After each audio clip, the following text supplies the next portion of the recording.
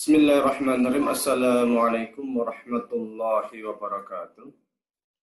Alhamdulillahirabbil alamin wassalatu wassalamu ala asyrafil anbiya'i wal mursalin sayyidina wa maulana Muhammadin wa ala alihi wa sahbihi ajmain, amma ba'du. Jamaah sekalian yang saya hormati, baru saja saya mendapatkan semacam pamflet di grup.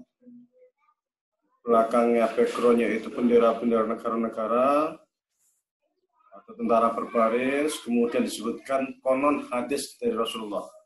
Saya bacakan, Rasulullah SAW bersabda, barang siapa berperang karena membela bendera kefanatikan atau nasionalisme yang menyeru pada kebangsaan dan mendukungnya, maka matinya seperti mati jahiliyah. Kemudian ini di-share kemana-mana. Seakan-akan bahwasanya nasionalisme itu berbeda, bertentangan dengan syariat Islam. Seakan-akan membela negara itu bukan bagian dari Islam. Saya mencoba untuk mengecek langsung karena di sini tidak disebutkan hadisnya, hanya disebutkan riwayat Muslim. Tapi saya pernah membaca hadis ini dan tidak seperti ini. Saya yakin orangnya ini menerjemahkannya salah. Maka saya cek hadisnya langsung. Apa kata hadisnya? Di sini dikatakan, man qatala tahta rayatin amiyah faqutila faqitlatuhu jahiliyah. Barang siapa yang berperang tahta rayah. Rayah itu apa?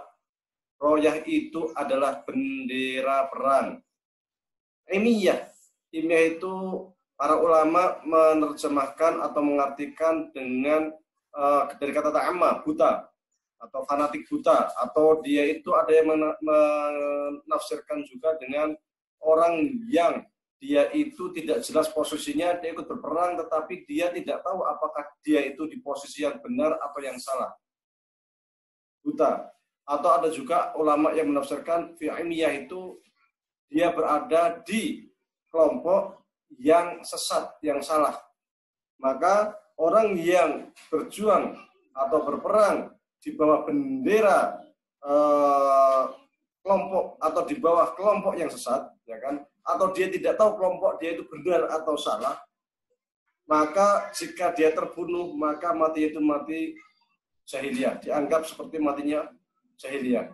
Tidak ada kata-kata nasionalisme di sini, tidak ada kata-kata fanatik kenegaraan di sini. Kenapa kemudian diterjemahkan menjadi membela bendera kefanatikan nasionalisme? Dari mana ini?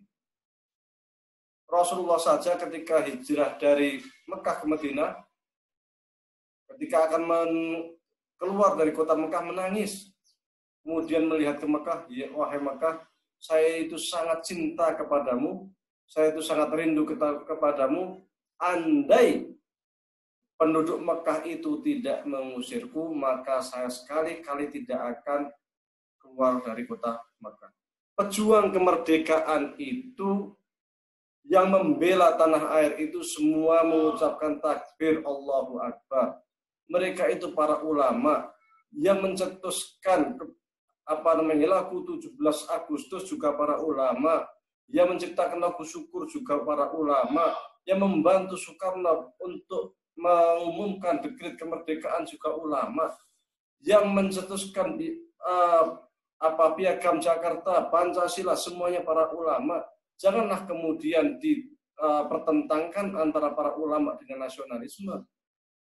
Apalagi kemudian menerjemahkan hadis, diselewengkan hadis itu tidak sesuai dengan konteks hadis. Ini berbahaya. Mangkata fa'ala yang muta'amidan faliyatabawa maqtahu benar. Barang siapa yang berbohong atas nama saya, kata Rasulullah, padahal itu bukan sabda Rasul, mengatakan ini adalah sabda Rasul, itu namanya berbohong atas nama Rasul, siap-siap saja tempatnya di neraka. Saya coba telusuri hadis lain.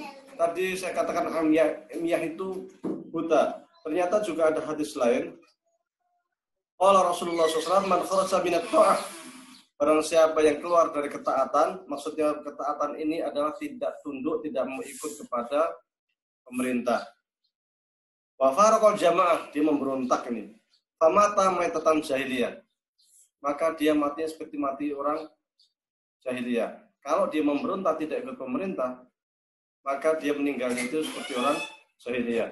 Wa man qatala tahta rayatin imyah yaghdabu li asobatin. Kalau dia itu berperang di bawah bendera imyah, yang saya katakan tadi, imyah itu apa?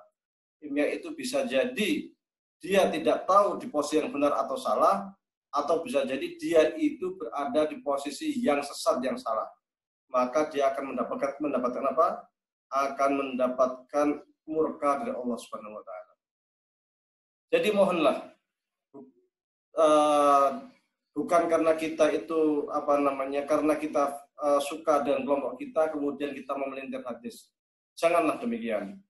Jangan sampai kita itu kelak dianggap berbohong oleh Rasulullah SAW. Jika ada hadis, cantumkan teks hadisnya Arabnya itu lebih baik supaya tidak menyesatkan orang lain. Jika Anda menerjemahkan ini, disalahkan, dibuat flyer, dibuat flamlet, kemudian Anda sebar kemana-mana, maka Anda telah berbohong kepada Rasulullah SAW, Anda telah berbohong kepada Islam, Anda telah sesat, dan Anda menyesatkan, maka Anda akan bertanggung jawab di hadapan Allah Subhanahu wa taala. Sampaikan kebenaran dan jangan sekali-kali memelintir hadis Rasulullah sallallahu alaihi wasallam. Billahi taufiq wal hidayah. Wassalamualaikum warahmatullahi wabarakatuh.